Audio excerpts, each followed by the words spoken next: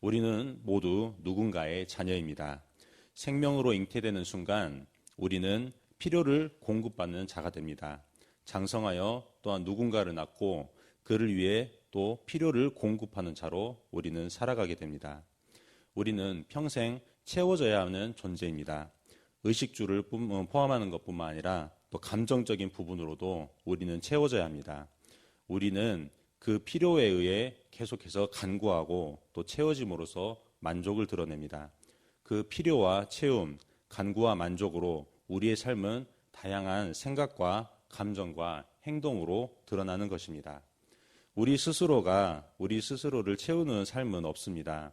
오늘날의 나의 만족은 누군가의 헌신으로 채워진 결과입니다. 그리고 우리 역시도 누군가의 필요를 채우기 위해 오늘도 헌신합니다. 육신을 가진 우리가 살아야 하는 이 땅에서의 삶이 바로 그렇다는 것입니다. 잘 살아보고 싶습니다. 나도 잘 살고 또한 너도 잘 살게 하고 싶어하는 게 우리 마음입니다. 그런데 그게 늘 어렵습니다. 내 뜻대로 안 되는 경우가 많습니다. 오늘의 만족이 내일의 필요를 보장할 수가 없습니다. 그래서 우리는 늘 불안합니다. 오늘을 염려로 살게 되고 그 한계가 나를 점점 소극적으로 만듭니다. 문제가 없는 삶, 그리고 축소지향적인 삶을 우리는 살아갑니다. 그러다가 결국에는 그 기대마저 내려놓고 체념으로 나아갑니다. 누군가의 자녀로 태어나 살아가는 우리가 다다른 것은 간구에도 채울 수 없는 그 체념의 상태라고 하는 것입니다. 그런 우리에게 오늘 본문은 이렇게 말씀하십니다. 하나님의 영으로 인도함을 받는 사람은 하나님의 자녀라고 우리에게 이야기하고 있습니다. 아버지가 있는 그 사람은 스스로의 필요를 혼자 책임지지 않습니다. 누구든지 예수님을 나의 구주로 영접하는 자, 그리고 하나님의 영으로 인도받는 사람은 하나님을 아버지라고 부를 수 있는 자가 된다는 것입니다.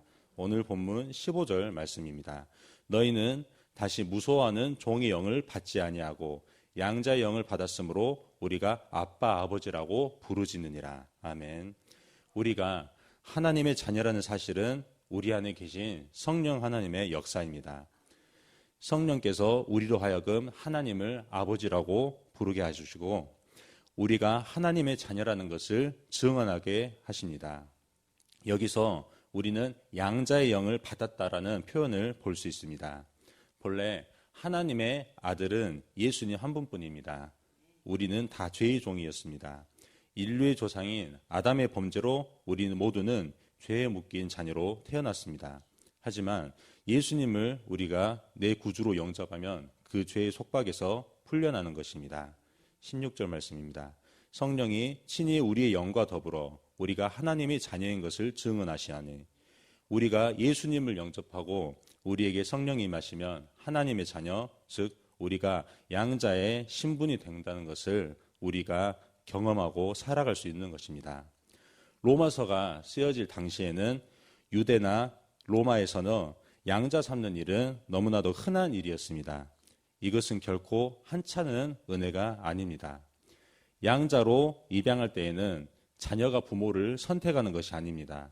전적으로 아버지가 택해서 그 자녀에 대한 모든 대가를 지불하고 법적으로 완벽하게 자녀로 삼으신다는 것입니다. 이것이 양자를 삼는 법입니다. 하나님이 우리를 양자 삼았다는 말은 하나님께서 친히 우리를 택하셨다는 것입니다. 양자의 지위를 얻기 위해서 그 자녀될 우리가 스스로 할 수 있는 일은 아무것도 없습니다. 모든 대가는 하나님께서 지불하셨고 우리는 이로써 완벽하게 법적으로 하나님의 자녀가 되는 신분과 지위를 얻은 것입니다.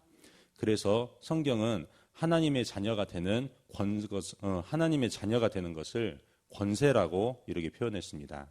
요한복음 1장 12절 말씀입니다. 영접하는 자, 곧 그 이름을 믿는 자들에게는 하나님의 자녀가 되는 권세를 주셨으니 이는 혈통으로나 육정으로나 사람의 뜻으로 나지 아니하고 오직 하나님에게로부터 난 자들이라. 아멘. 오직 하나님의 자녀된 권세를 가진 자만이 하나님을 아버지라고 부를 수 있다는 것입니다. 여기서 권세라는 표현은 권한이라는 뜻입니다. 그리고 권력이라는 뜻으로 표현할 수 있습니다. 어떠한 상황과 환경과 조건에서도 그 법적으로 얻은 신분과 지위는 결코 무효하지 않다는 뜻입니다. 그 우리가 받은 권세는 과연 어떤 것이라고 하는지 성경에서는 이렇게 이야기하고 있습니다. 로마서 8장 17절 말씀입니다. 자녀이면 또한 상속자, 그 하나님의 상속자요 그리스도와 함께한 상속자니 우리가 그와 함께 영광을 받기 위하여 권한도 함께 받아야 할 것이니라. 아멘. 하나님의 아들 예수님과 함께 상속자의 지위와 신분을 가진 그 권세를 얻었다는 것입니다. 예수 그리스도와 함께 하나님의 나라를 이어받을 상속자의 인생을 살아간다는 것입니다. 그 신분과 지위를 하나님의 뜻대로 사용하는 그 자녀된 권세, 예수께서 우리에게 전하신 그 복음을 나와 내 이웃에게 전하는 그 권세를 얻은 것입니다. 그리하여서 그들과 함께 천국에서 우리가 함께 하나님의 자녀가 되어서 만나는 그 권세를 우리에게 주셨다는 것입니다. 데살로니가전서 2장 19절 말씀입니다. 우리의 소망이나 기쁨이나 자랑의 면류관이 무엇이냐? 그가 강림하실 때 우리 주 예수 앞에서 너희 아니냐? 사랑하는 사람들을 우리가 천국에서 만날 수 있다는 것입니다. 이 일에 있어서 계속해서 우리가 그 권세를 가진 자녀로서 이 땅에서의 그 신분과 지위를 경험하면서 사는 삶을 이제부터 살아갈 수 있다는 것입니다. 우리가 그 상속자의 지위를 살아갈 때 참으로 쉽지 않은 일들이 많이 있습니다. 복음을 전하기에 너무나도 어려운 세상이고 예수를 핍박한 이 땅에서 복음을 전한다는 것은 내 삶에 많은 유익들을 내려놓는 일이라는 것입니다. 하지만 그로 인해서 나뿐만 아니라 그 사람도 누군가도 하나님이 사랑하는 그 모든 사람들에게 그 복음이 전해지고 비로소 내 스스로 사는 이 땅에서의 삶이 아니라 저 천국에서는 하나님께서 친히 나의 아버지가 되어주시고 그 아버지의 자녀되는 권세를 이 땅에서도 누릴 수 있다는 것을 전하는 삶은 결코 헛되거나 부끄러운 삶이 아니라는 것입니다. 내 실력과 형편은 그 하나님의 영광을 담아내고 전하기에는 너무나도 턱없이 부족합니다. 성경에 많은 사람들이 그 자신의 연약함 때문에 낙심하고 다시 하나님께 돌이키는 그 일들을 했다는 것입니다. 하지만 하나님께서는 그런 그들에게 나의 영광을 이거밖에 전하지 못했느냐 하고 나무라신 적은 한 번도 없었다는 것입니다. 오직 하나님의 자녀된 자로서의 그 신분과 지위를 다시 확인시켜 주시는 하나님의 위로하심과 하나님의 그 크시고 놀라운 사랑을 그의 사랑하는 자녀에게 이 땅에서 베푸시는 그 역사들을 우리는 성경을 통해서 계속 알 수 있다고 하는 것입니다. 결론입니다. 우리는 상속자입니다. 예수님으로 말미암아 나를 양자 삼으신 하나님의 상속자입니다. 우리가 이 땅에 살면서 복음을 전하고 예수 믿게 한 사람들을 함께 만나는 그 천국에서의 삶이 우리를 상속자로 그렇게 부르고 있다는 것입니다. 나의 작은 섬김과 헌신 그리고 복음을 전하기 위해 내려놔야 했던 나의 유익과 세상의 성공들 그것들을 내려놓고 걸어가야 되는 십자가의 길은 결코 헛된 것이 아닙니다. 오늘 본문 18절 말씀입니다. 생각하건대 현재의 고난은 장차 우리에게 나타날 영광과 비교할 수 없도다. 오직 복음으로만 그 십자가로만 그 구원의 역사가 일어난다는 사실을 아는 자에게는 그 복음을 전하는 삶이 결코 부끄러운 삶이 아니라는 것입니다. 현재의 고난은 이 사실을 확인하는 기회라는 것입니다. 고난 가운데 우리에게 향하신 하나님의 마음을 아는 기회이고 하나님의 말씀을 듣는 기회입니다.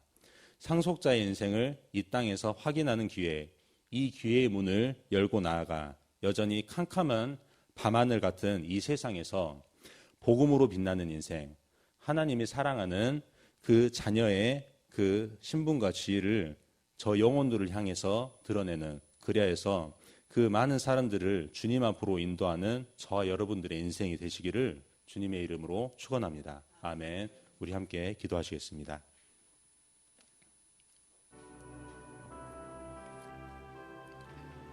오늘 새벽에 주신 말씀을 묵상하면서 기도하시겠습니다.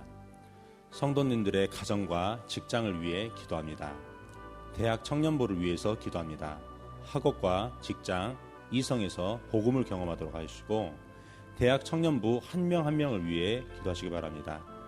모교 합심 기도를 위해서 기도합니다. 교회와 성도들을 위해 기도할 때 문제보다 크신 주님께 집중하도록 기도하시겠습니다. 샤인 코스를 위해서 기도합니다. 게스트와 섬김을 위해서 기도해 주시고 담임 목사님의 건강과 성령 충만, 사모님과 자녀들을 위해서 기도하시기 바랍니다. 성령님의 인도하심을 따라 하나님께서 주신 말씀이 주인 되어 교회를 이끄시게 해달라고 기도합니다. 대통령과 나라와 민족을 위해서 기도합니다. 해외 선교하시는 조학현 선교사님, 캄보디아에서 사역하십니다.